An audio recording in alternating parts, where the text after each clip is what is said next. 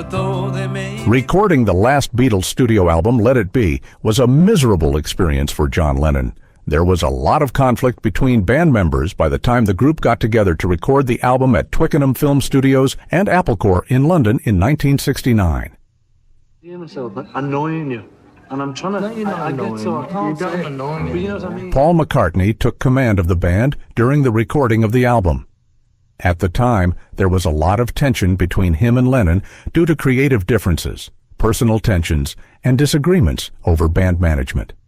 The song, Let It Be, which features on the album, came to McCartney in a dream where his dead mother appeared and said, "Let it be."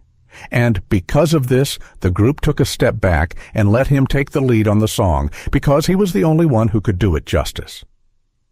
Lennon stubbornly agreed to make the album, but allowing his bandmate to take the lead was torturous for him. In an interview with Village Voice journalist Howard Smith in 1969, Lennon told how recording it was a tough experience because he was not able to contribute to it, unlike on previous The Beatles records. Lennon said, "We were going through hell. We often do.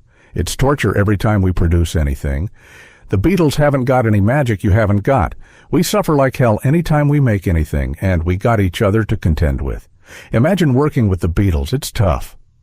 He added, "There's just tension. It's tense every time the red light goes on. We never really finished it. We didn't really want to do it. Paul was hustling for us to do it. It's the Beatles with their suits off." In a 1980 interview with David Sheff, Lennon told how it was tough recording the album over his lack of involvement in it. He also said he felt like he was making an album for McCartney's band Wings, which he formed after the Beatles split up in 1974.